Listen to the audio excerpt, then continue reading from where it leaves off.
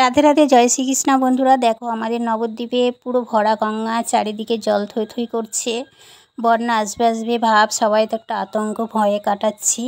রোজই বিকেল হলে দেখে যাচ্ছি সিঁড়িঘাটে কটা সিঁড়ি বাকি আছে, কারণ এই সিঁড়িগুলো ঢুকলেই আমাদের এখানে জল চলে যাবে।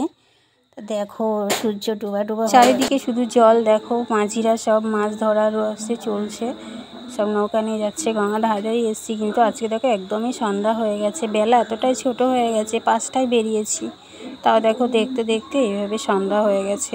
তা বলো বন্ধুরা, তোমাদের কার কার দেশে বন্যা হয়েছে, কোন কোন দেশে বন্যা হয়ে গেছে? আমাদের নবদ্বীপে এখনও হয়নি, কিন্তু হবে হবে ভাব। খুব শিগগিরই নবদ্বীপেও বন্যা হয়ে যাবে।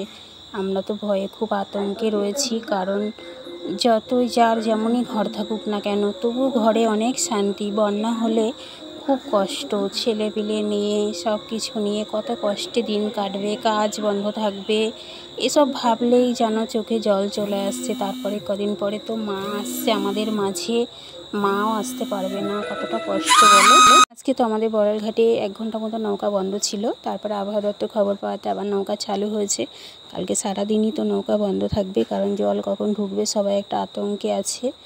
জানি না কি হবে, এই নবদ্বীপেও বন্যা হয়ে যাবে, কারণ যেভাবে জল থই থই করছে, বন্যা আসবে আসবে ভাব।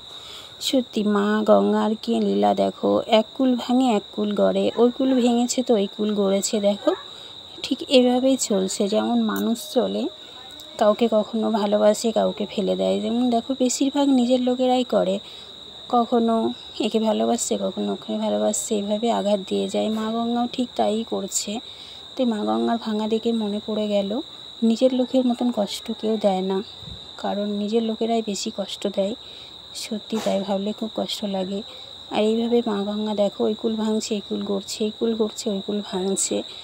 ঠিক মা গঙ্গা বুঝিয়ে দিচ্ছে যে মা গঙ্গায় তো এভাবে তৈরি করেছে না, ভগবানের সব কিছু দেখে মানুষ সেই পথেই হাঁটে, সেটাকেই করে চলে। এভাবেই দিন যাপন করতে হয় আমাদের, কারণ সেগুলো দেখে বুঝে নিতে হয়। তবুও আমরা কষ্ট পাই, মাঝে মাঝে ভাবি যে কেন এরকম হচ্ছে আমাদের সাথে, ঠাকুর কেন করছো?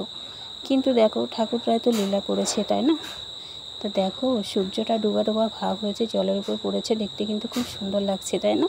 কিন্তু একদমই সন্ধ্যা হয়ে গেছে, আর বেশিক্ষণ থাকবো না, এখনই বাড়ি চলে যাব বন্ধুরা। তা আমাদের নবদ্বীপে জল থই থই কেমন লাগছে জানাতে ভুলো না।